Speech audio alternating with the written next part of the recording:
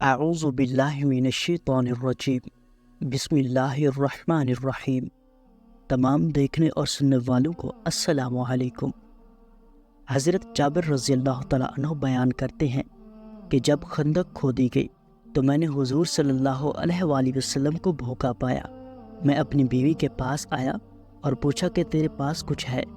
اس نے ایک تھیلا نکالا جس میں 1 صاع جو تھے اور ہمارے پاس ایک بکری کا بچہ پلا ہوا تھا۔ میں نے اسے ذبح کیا اور میری بیوی نے آٹا پیسا۔ میں نے اس کا گوشت کاٹ کر ہانڈی میں ڈالا۔ اس کے بعد حضور صلی اللہ علیہ وآلہ وسلم کے پاس لوٹا۔ بیوی نے کہا کہ حضور صلی اللہ علیہ وآلہ وسلم اور آپ کے صحابہ کے سامنے مجھے رسوا نہ کرنا، یعنی زیادہ آدمیوں کی دعوت نہ کرنا۔ جب میں آپ صلی اللہ علیہ وآلہ وسلم کے پاس آیا اور چپکے سے عرض کیا، یا رسول اللہ، ہم نے ایک بکری کا بچہ ذبح کیا ہے اور 100 جو کا آٹا ہمارے پاس تھا، وہ تیار کیا ہے، تو آپ صلی اللہ علیہ وآلہ وسلم چند لوگوں کے ساتھ تشریف لے چلیے۔ یہ سن کر حضور صلی اللہ علیہ وآلہ وسلم نے پکارا اور فرمایا، اے خندق والو، جابر نے تمہاری دعوت کی ہے، لہٰذا چلو۔ اور حضور صلی اللہ علیہ وآلہ وسلم نے فرمایا، میرے آنے تک ہانڈی نہ اتارنا اور نہ گوندے ہوئے آٹے کی روٹی پکانا۔ چنانچہ میں وہاں سے آیا اور حضور صلی اللہ علیہ وآلہ وسلم بھی تشریف لائے اور آپ صلی اللہ علیہ وآلہ وسلم سب لوگوں کے ساتھ آ گئے تھے۔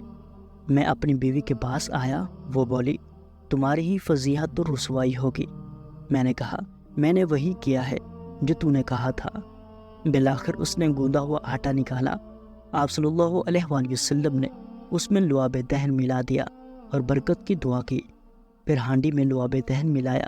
اس کے بعد فرمایا، ایک روٹی پکانے والے کو اور بلا لو جو میرے ساتھ روٹی پکائے، اور ہانڈی سے سالن نکالو، مگر اس کے اوپر سے نہ اتارنا۔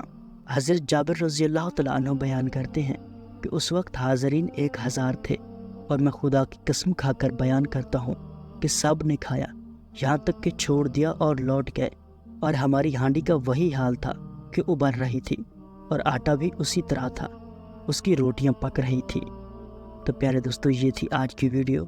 اگر آپ اسلامک ویڈیوز دیکھنا چاہتے ہیں تو اسلامی بندہ یوٹیوب چینل ضرور سبسکرائب کریں۔ شکریہ۔